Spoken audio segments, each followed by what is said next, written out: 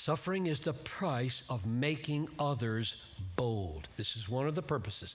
One of the purposes is not only to make you holy and not only to increase your own rewards and happiness in heaven, but when you are willing to suffer, others are made bold by your suffering. Or when others are willing to suffer for Christ, you are made bold by their suffering. And I dare say all of you have experienced this, especially in reading biographies. Paul wrote in Philippians 1:14, most of the brothers, having been made confident in the Lord because of my imprisonment, are much more bold to speak the word without fear. So Paul is enduring imprisonment, and God is making many preachers bold. You think Paul is okay with that? He's totally okay with that. He says so.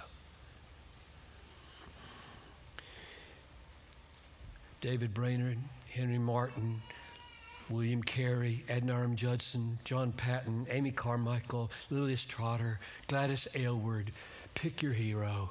They have made me bold because of their sufferings in the cause of Christ. You read the story of somebody who's embraced suffering for Jesus. It makes you say, I want to be like that. Yes, and that's exactly what Paul said God was doing by his imprisonment. And so one of the reasons we suffer is so that others would be made bold by our suffering. And it works for cancer as well as persecution. It really does. I watched a good friend of mine die of cancer last year.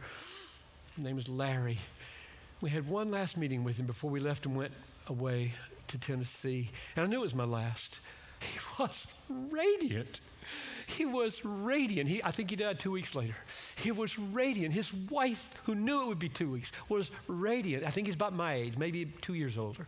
So, could have lived another good 10 years. I hope to live another 10 years. But he wasn't. And he was radiant. You know what that did to me? God, I want to be radiant. I want to be radiant in Christ when everything is being taken away from me. So it works whether it's persecution, it works whether it's cancer. God is doing something in the people around you by the way you receive and respond to suffering.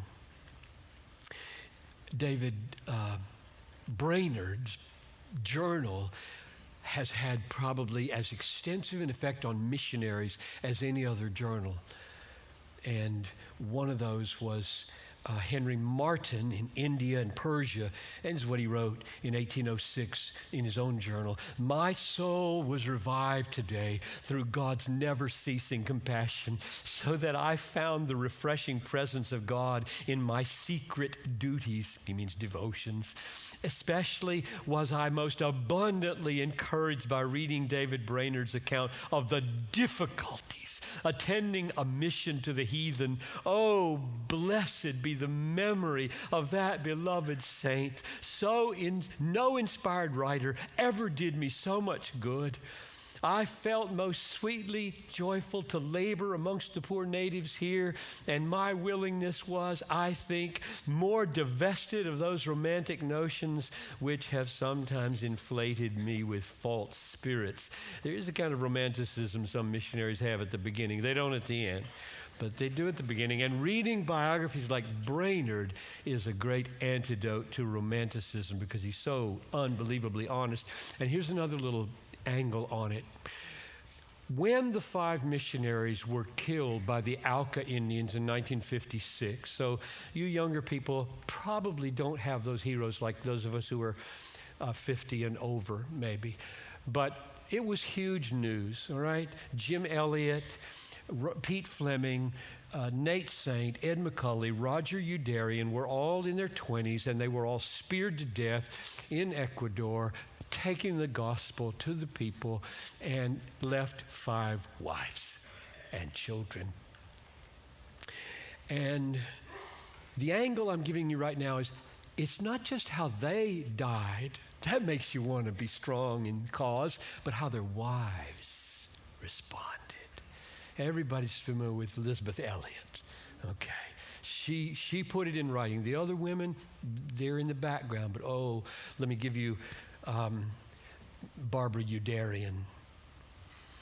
This is the night that the news came that somebody had been killed on the beach. Tonight, the captain told us of finding 4 bodies in the river. 5 had gone. One had a t-shirt and blue jeans. Raj, her husband, was the only one who wore them. God gave me this verse 2 days ago, Psalm 48:14. For this God is our God forever and ever. He will be our guide even unto death. As I came face to face with the news of Raj's death, my heart was filled with praise.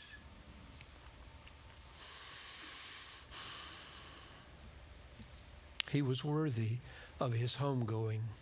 Help me, Lord, to be both mommy and daddy. Don't you want to sing over a woman like that? Don't you want to just cry out, yes, make me like Barbara Udarian? And that's the point. There were many other points. In my generation, hundreds and hundreds of missionaries went to the field because of those 5 martyrs. Today, maybe it's Ronnie Smith. Last December, Libya. I hope you're aware of these things. Shot dead, age 33, out jogging. Listen to my sermon. Saying he went there because of a sermon he read from me. And I wrote an article, when you send people to their death, what should you do? And his wife, Anita, so precious, came up to me last wherever we were at Liberty College. I can't remember where we were. Hugged me, thanked me. Said, you meant so much to him. I want to look at her and say, your husband's dead. You have little Hosea. Radiant. That's what I'm preaching for. My life is for this. I'm here for that. I want you to be like that. Because I'll tell you, Jesus really shines brightly in those moments. What would not make Jesus shine brightly if somebody said to her, God didn't have anything to do with that. It'll get me angry. Number 4, and I'll be quick. I know my time is gone. Number 4, your sufferings in the cause of Christ complete what is lacking in his afflictions. Colossians 1:24, very strange verse, seems almost heretical. I rejoice in my sufferings for your sake, and in my flesh I complete what is lacking in Christ's afflictions for the sake of his body, that is the church. What in the world does Paul mean? That he, in his ministry, joyfully accepting sufferings, is completing the sufferings of Christ. I mean, that sounds heretical because we know that the sufferings of Christ are not deficient in any way insofar as they are an atonement. It is finished. Paul, you're not going to add anything here. Excuse me. What does he mean? My sufferings embraced with joy complete what is lacking. And here's, I could give you the broader exegetical basis, but I'll just commend this for your consideration. What he means is, what's lacking in the sufferings of Christ is a personal presentation of those sufferings to the people for whom he died.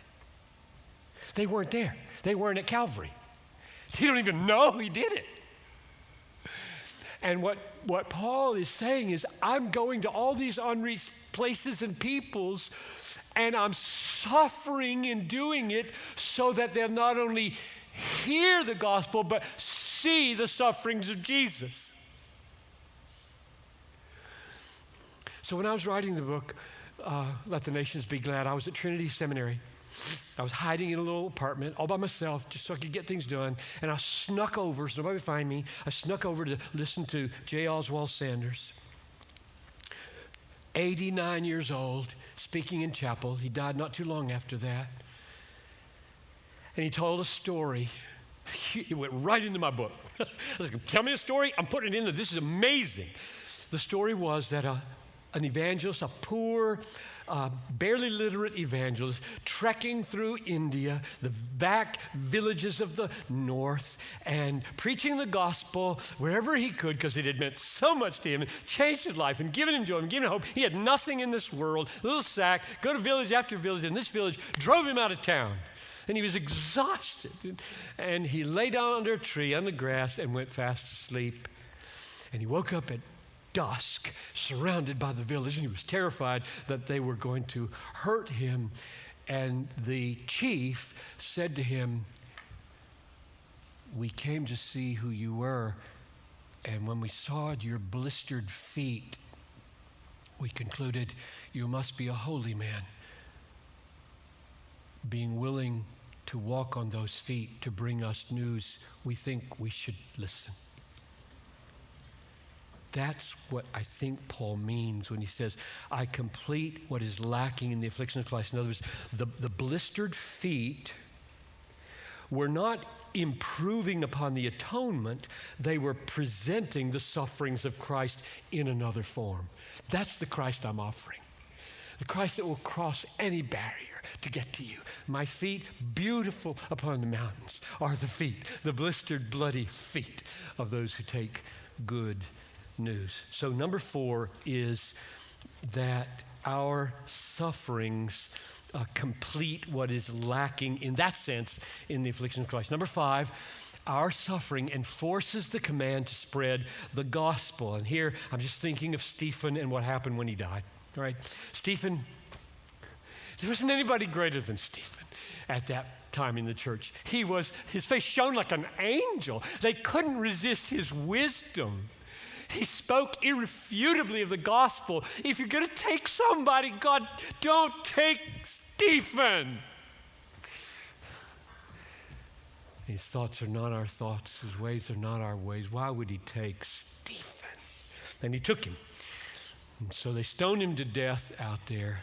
And the result was that it says in verse 1 of chapter 8, on that day, a great persecution arose against the church in Jerusalem, and they were all scattered throughout the region of Judea and Samaria. Those sound familiar?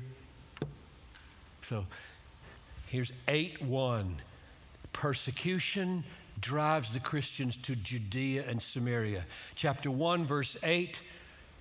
Go and be my witnesses in Jerusalem and Judea and Samaria, and they hadn't done it. What will it take?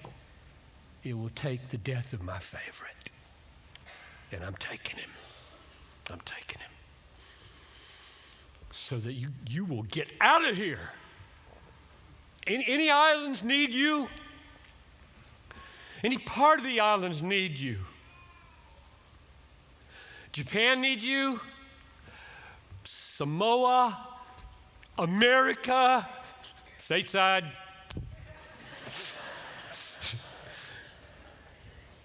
Even stateside might be wrong. That's probably not right anymore, easy. You know what I mean? To confirm that I'm on the right track here, Acts chapter 11, verse 19. Now those who were scattered because of the persecution that arose over Stephen traveled as far as Phoenicia and Cyprus and Antioch, speaking the word to none except Jews. But in Antioch, some spoke to Greeks. And a church was planted in Antioch, and it became the launching pad of the greatest mission in the world, named the Apostle Paul, filling Europe with the gospel, all because Stephen died. Isn't that amazing? Luke really wants us to see that. He does. He wants us to see that. That's why he draws 8:1, 1:8, 8:1, 11:19, and then Paul sent out, and everything changes in the world.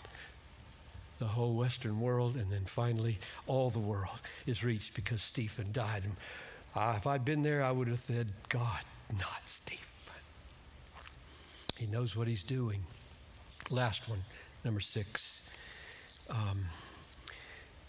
Let me summarize so you'll know what they are. Number 1, suffering for the sake of deeper holiness and deeper dependence on God, deeper faith. Number 2, suffering for an increase of our own reward and joy in having a fuller cup.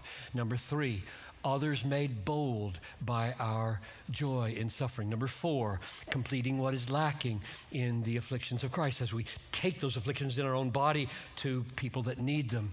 And number 5, it pushes the church often where it is unwilling to go and needs to go.